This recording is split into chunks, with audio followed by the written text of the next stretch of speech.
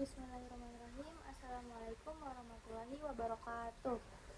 Alhamdulillah rabbil alamin wa bihi nasta'in ala umuri dunya waddin. Wassalatu wassalamu ala asyrofil anbiya'i wal mursalin wa ala alihi washabihi ajmain amma ba'du. Pertama-tama yang saya hormati kepada Bapak dosen pengampu mata kuliah hukum bisnis, yaitu Bapak Dr. Wahidin MSI, dan kepada teman-teman sekalian yang telah mengikuti kegiatan mata kuliah pada hari ini. Langsung saja, kami dari kelompok 7 ingin membawakan hasil diskusi kami makalah yang berjudul Transaksi Bisnis dan Hukum Bisnis Syariah Kontemporer dan Pasar Modal Syariah, yang beranggotakan saya sendiri, Keisha Aurelia, sebagai moderator dan presentator pertama, Ina Aisyah Mutmainah dan Ainul Supahan. Tentu saja di sini saya akan memaparkan sedikit materi terkait prinsip-prinsip transaksi bisnis dan hukum bisnis syariah. Transaksi bisnis syariah merupakan transaksi yang dilakukan dalam rangka pengembangan usaha sesuai dengan prinsip-prinsip hukum syariah.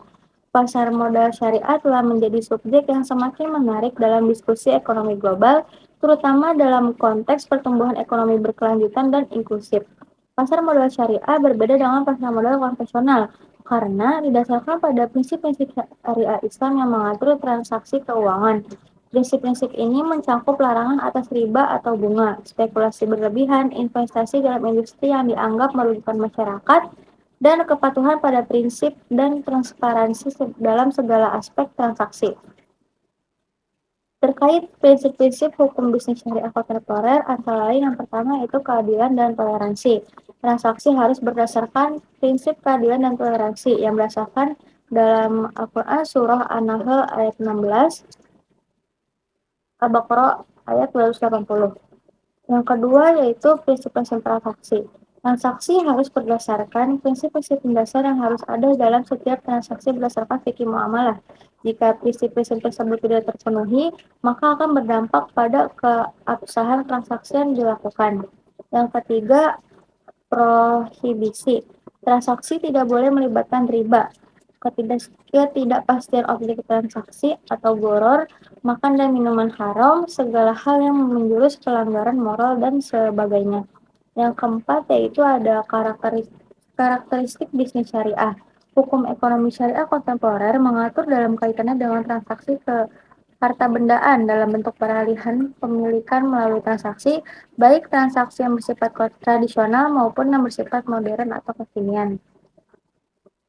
Dalam transaksi bisnis syariah, ada beberapa prinsip yang diperhatikan, seperti prinsip murabahah, salam, istisna, musyarakah, mudharabah, dan wakalah.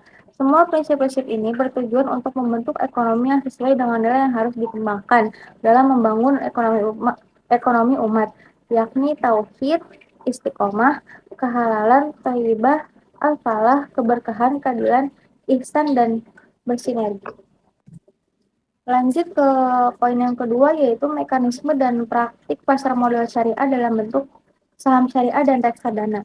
Mekanisme dan praktik pasar modal syariah dalam bentuk saham syariah dan reksadana syariah di Indonesia dikembangkan untuk memenuhi prinsip-prinsip syariah mutlak. Praktik kegiatan ekonomi konvensional, khususnya kegiatan pasar modal yang mengandung unsur spekulasi, menjadi hambatan psikologis bagi umat Islam untuk turut aktif dalam kegiatan investasi, terutama di bidang pasar modal. Namun, dengan adanya pasar modal syariah, umat Islam Indonesia dapat melakukan investasi dengan sesuai prinsip dasar Islam. Yang pertama yaitu instrumen pasar modal syariah. Instrumen yang diperdagangkan dalam pasar modal syariah adalah saham, obligasi syariah, dan reksadana syariah. Yang kedua, akad-akad pasar modal syariah. Jenis akad yang digunakan meliputi ijaroh, kafalah, istisna, wakalah, musyarakah, dan mudharabah. Selanjutnya yaitu kepatuhan syariah. Pasar modal syariah harus memenuhi prinsip syariah seperti larangan, riba, maisir, goro, dan transaksi yang tidak sesuai dengan syariah. Materi selanjutnya akan dilanjutkan oleh presentator kedua. Terima kasih untuk moderator. Di sini saya akan menjelaskan tentang jenis akad pasar modal syariah dalam bentuk saham syariah dan reksadana. Yang pertama ada akad ijarah. Akad ijarah adalah akad yang digunakan untuk menyewa atau memperdagangkan sesuatu yang dimiliki oleh satu pihak penyewa dari pihak lain penyewa. Akad ini mengikat penyewa dan penyewa dalam penerbitan efek syariah di pasar modal Indonesia. Terus yang kedua ada akad kafalah. Akad kafalah adalah akad yang memberikan tanggung jawab kepada kafir, pemegang kafalah untuk membayar atau menjamin pembayaran kepada pembiaya pemegang efek. Akad ini mengikat pemegang kafalah dan pemegang efek dalam penerbitan efek syariah di pasar modal Indonesia. Terus yang ketiga ada akad istisna. Akad istisna adalah akad yang mengikat penjual dan pembeli dalam transaksi jual beli. Akad ini mengikat penjual dan pembeli dalam penertiban efek syariah di pasar modal Indonesia. Terus yang keempat ada akad wakalah. Akad wakalah adalah akad yang memberikan kewajiban kepada wakil wakalah untuk menyelesaikan transaksi atau melakukan tindakan tertentu dalam nama pemilik modal. Akad ini mengikat wakil dan pemilik modal dalam penertiban efek syariah di pasar modal Indonesia. Terus yang kelima ada akad musyarakah. Akad musyarakah itu akad yang mengikat beberapa pihak untuk menyelesaikan transaksi atau melakukan tindakan bersama. Akad ini mengikat pihak-pihak dalam penerimaan efek syariah di pasar modal Indonesia. Terus yang keenam ada akad mudharabah. Akad mudharabah yaitu akad yang mengikat dua pihak untuk melakukan investasi bersama. Akad ini mengikat pihak-pihak dalam penerimaan efek syariah di pasar modal Indonesia. Semua akad memenuhi prinsip syariah dapat digunakan dalam penerimaan efek syariah di pasar modal Indonesia. Fatwa DSN MUI case mengenai pasar modal syariah dalam bentuk saham syariah dan reksa dana syariah. Yang pertama ada fatwa DSN MUI nomor 40 DSN MUI X 2003 tentang pasar modal dan pedoman umum penerapan prinsip syariah di bidang pasar modal. Fatwa DSN nomor 40 atau DSN MUI X 2003 mengenai pedoman umum penerapan prinsip syariah di bidang pasar modal disahkan di Jakarta pada tanggal 23 Oktober atau 16 Syahban 1423 Hijrah dengan KHM Asahal Mahfud sebagai ketua dan Prof. Dr. HM Din Samsudin sebagai sekretaris. Fatwa ini terdiri dari 7 bab dengan rincian mengenai ketentuan umum, prinsip-prinsip syariah, emiten yang menerbitkan efek syariah, kriteria dan jenis efek syariah, transaksi efek yang dilarang, harga pasar, wajar, serta pelaporan dan keterbukaan informasi. Dalam penyusunan DSN mempertimbangkan bahwa pasar modal merupakan bagian integral dengan perkembangan ekonomi suatu negara dan pasar modal syariah telah berkembang di berbagai negara termasuk Indonesia. Fatwa DSN MUI nomor 80 2011 tentang penerapan prinsip syariah dalam mekanisme perdagangan efek bersifat ekuitas di pasar reguler bursa efek. Fatwa DSN nomor 80 DSN MUI 3 2011 tentang penerapan prinsip syariah dalam mekanisme perdagangan efek bersifat ekuitas di pasar reguler bursa efek telah dipisahkan di Jakarta pada tanggal 13 Rabiul Akhir 1232 Hijrah atau 8 Maret 2011. Fatwa ini yang dipimpin oleh Dr. KHA Sahal Mahfud sebagai ketua dan Prof. Dr. HM Ichwan Sam sebagai sekretaris, mirip dengan fatwa sebelumnya. Tentang reksadana syariah dan HMD syariah, keputusan fatwa ini terdiri dari 4 poin utama, meliputi ketentuan umum dengan 31 ketentuan hukum yang merujuk pada ketentuan khusus. Ketentuan khusus tentang perdagangan efek dan mekanisme perdagangan efek serta tindakan yang tidak sesuai dengan prinsip syariah dan penyelesaian perselisihan. Sebelum memutuskan fatwa ini, DSN MUI mempertimbangkan adanya pertanyaan dari masyarakat mengenai kesesuaian syariah atas mekanisme perdagangan efek ekuitas di pasar reguler bursa efek, sehingga fatwa ini dianggap perlu sebagai pedoman bagi pelaku pasar. Terus yang ketiga ada fatwa DSN MUI nomor 124 garis miring DSN MUI garis miring X1 garis miring 2018 tentang penerapan prinsip syariah dalam pelaksanaan layanan jasa penyimpanan dan pengelolaan infrastruktur investasi terpadu. Terus yang keempat ada fatwa DSN MUI nomor 138 garis miring DSN MUI garis miring V garis miring 2020 tentang penerapan prinsip syariah dalam mekanisme clearing dan penjaminan penyelesaian transaksi bursa dan efek bersifat ekuitas. Terus yang kelima ada fatwa DSN MUI nomor 20 garis miring DSN MUI garis miring 1V garis miring 2001 tentang pedoman pelaksanaan investasi untuk reksadana syariah. Sebagai dari fatwa DSN MUI ini terjadi dasar pengembangan pasar modal syariah di Indonesia. Terima kasih. Saya kembalikan lagi kepada moderator. Diucapkan terima kasih kepada presenter kedua. lanjut, pemaparan materi selanjutnya akan dilanjutkan oleh presentator ketiga. Baik, terima kasih untuk moderator. Selanjutnya di sini saya akan menjelaskan regulasi pemerintah mengenai pasar modal syariah dalam bentuk saham syariah dan reksadana syariah. Regulasi pemerintah mengenai pasar modal syariah dalam bentuk saham syariah dan reksadana syariah di Indonesia telah berkembang selama 2 dekade, mulai dari pertama kali diluncurkan reksadana syariah pada tahun 1997.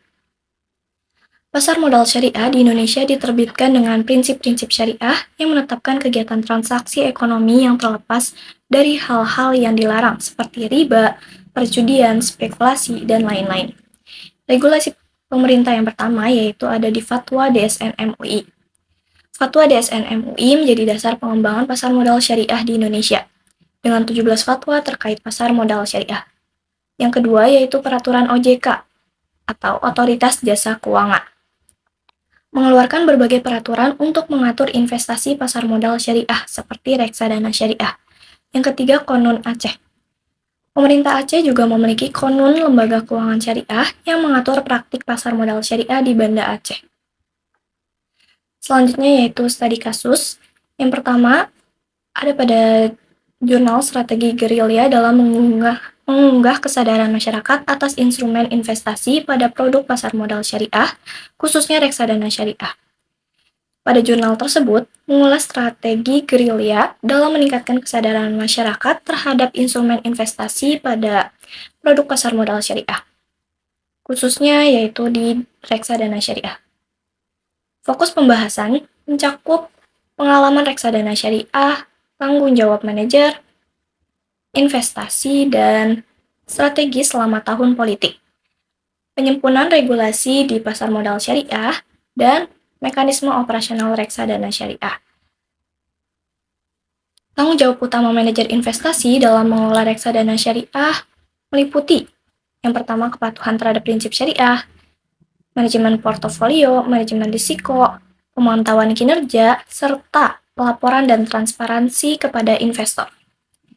Kesimpulan jurnal tersebut yaitu strategi gerilya modern dengan memanfaatkan teknologi informasi dan media sosial sebagai sarana edukasi investasi, serta menekankan pentingnya peran manajer investasi dalam strategi investasi reksadana syariah untuk meminimalkan risiko dan menjaga kepercayaan investor. Selanjutnya yaitu studi kasus yang kedua, investasi saham pasar modal syariah di Kota Banda Aceh dalam konteks hukum. Pada tesis tersebut menyajikan studi penelitian yang menitikberatkan pada praktik pasar modal syariah di Banda Aceh, terutama dalam konteks hukum saham-saham yang sesuai dengan prinsip syariah. Pengumpulan data dilakukan melalui wawancara dan observasi, diikuti dengan reduksi data untuk mengekstrak informasi penting, dan penyajian data dalam laporan penelitian. Tahapan penting dalam penelitian ini mencakup pengumpulan data, reduksi data, dan penyajian data yang krusial dalam mendapatkan pemahaman menyeluruh mengenai praktik saham-saham syariah di Banda Aceh. Kesimpulan dari penelitian tersebut menyoroti bahwa kebijakan pemerintah Aceh dalam melaksanakan hukum pasar modal di Banda Aceh belum optimal, terutama karena aspek substansi hukum belum terpenuhi sepenuhnya. Meskipun praktik dan sistem operasional investasi saham pada pasar modal di Banda Aceh telah mengikuti pola operasional yang syar'i, terdapat ketidaktransparanan dari perusahaan sekuritas terkait penerapan prinsip syariah yang ditetapkan dalam Konun Lembaga Keuangan Syariah, serta kurangnya pembatasan bagi calon investor dalam memilih investasi saham syariah dan konvensional. Selanjutnya, studi kasus ketiga yaitu analisis perbedaan kinerja reksadana syariah di era pandemi COVID-19, studi kasus reksadana syariah yang terdaftar di aplikasi Bibit. Pada jurnal tersebut mengkaji analisis perbedaan kinerja reksadana syariah di era pandemi COVID-19 dengan menggunakan studi kasus reksadana yang terdaftar di aplikasi Bibit. Jurnal tersebut merupakan bagian dari kumpulan artikel jurnal yang menyoroti dampak pandemi COVID-19 terhadap berbagai aspek perekonomian, termasuk kinerja pasar saham, sentimen investor, dan reaksi pasar. Beberapa faktor yang mempengaruhi minat investasi individu pada sekuritas pasar saham selama pandemi COVID-19 termasuk dampak langsung pada kinerja pasar saham secara global, sentimen pasar, dan reaksi investor. Hipotesis pasar efisien, peningkatan jumlah investor, dan kinerja pasar saham syariah. Kesimpulan dari penelitian tersebut menyatakan bahwa terdapat perbedaan signifikan kinerja reksadana syariah pada aplikasi Bibit sebelum dan saat pandemi COVID-19. Namun, tidak terdapat perbedaan signifikan kinerja reksadana syariah tersebut dibandingkan dengan kinerja benchmark reksadana sejenis pada saat pandemi COVID-19 yang menyoroti dinamika pasar keuangan dalam menghadapi peristiwa eksternal yang tidak terduga. Baik, cukup dari saya kembalikan kepada moderator. Baik, cukup sekian dari kelompok 7. Terima kasih telah menyaksikan. Wassalamualaikum warahmatullahi wabarakatuh.